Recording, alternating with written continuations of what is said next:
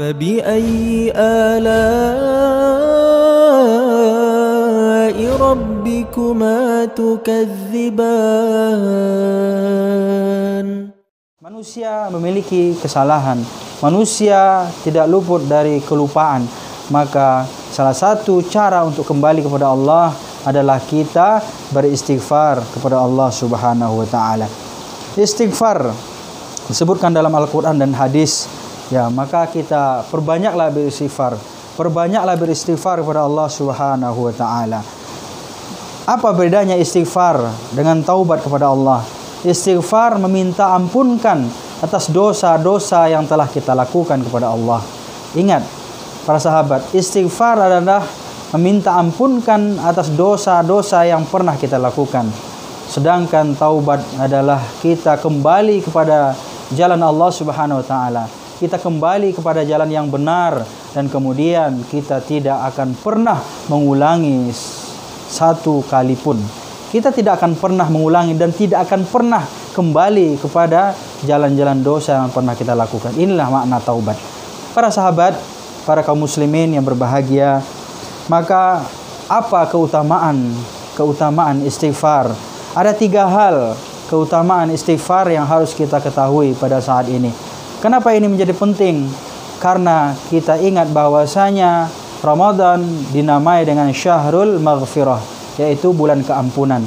Maka karena Ramadan dinamai dengan bulan penuh keampunan, penuh pengampunan dosa, maka hendaklah kita perbanyak istighfar. Ada 3 hal keutamaan dan fadilah istighfar yang harus kita ketahui di dalam melakukan istighfar atau di dalam mengamalkan istighfar tersebut. Yang pertama, istighfar menyebabkan terhapusnya dosa-dosa dan kesalahan kita. Subhanallah. Ini yang keutamaan istighfar yang pertama, yaitu istighfar mampu menghapuskan dosa-dosa kita dan kemudian menghilangkan kesalahan-kesalahan kita. Sebagaimana Rasulullah SAW katakan, tidak ada satupun seorang hamba yang berbuat suatu dosa, kemudian berdiri untuk mengambil air wudhu, kemudian melakukan salat dan kemudian beristighfar kepada Allah Subhanahu wa taala untuk meminta ampun atas segala dosa-dosanya, maka Allah Subhanahu wa taala akan mengampunkan dosa-dosanya. Subhanallah.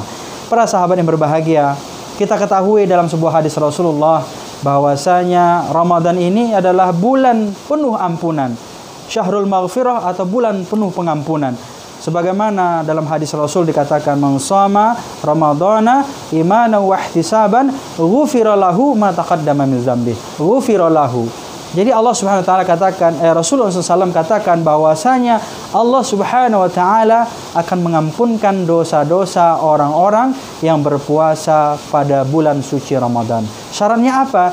Yaitu mereka harus dilandasi dengan imanan, penuh dengan keimanan, wahtisaban, dan mengharapkan pengampunan dari Allah Subhanahu wa taala.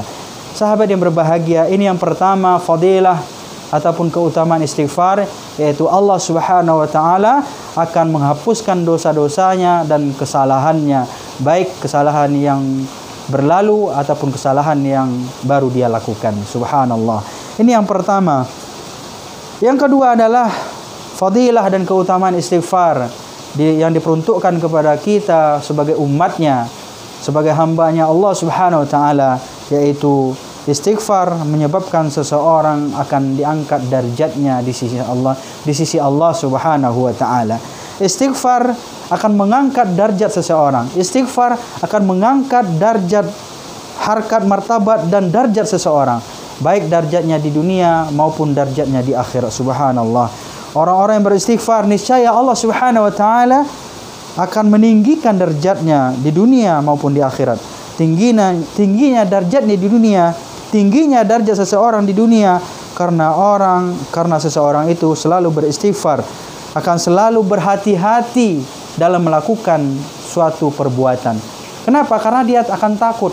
Karena dia takut ya dengan dosa, atas dosa yang dia lakukan, yang pernah dia lakukan. Jadi orang-orang di dunia, orang-orang yang beristighfar di dunia akan diangkat derajatnya. Kenapa? Karena dia akan selalu berhati-hati dengan segala tindak tanduknya. Dia akan berhati-hati dengan perbuatan-perbuatannya. Maka oleh karena itu, inilah fadilah yang kedua.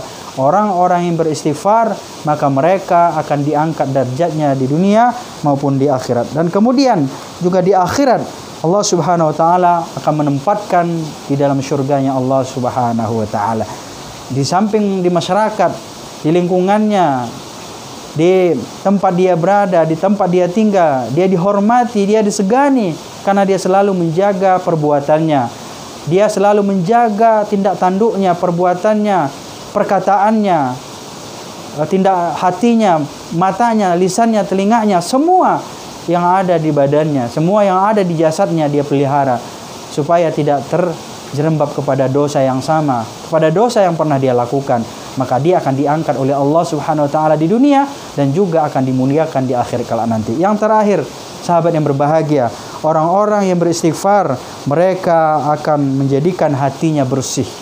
Orang-orang yang selalu beristighfar dan selalu memperbanyak istighfar, maka hatinya akan bersih dan hatinya akan bening dan serta akan merasakan ketentraman di dalam kehidupannya. Subhanallah. Jadi orang-orang yang beristighfar yang terakhir adalah orang yang bersih hatinya, orang yang bening hatinya, dan kemudian tenang kehidupannya.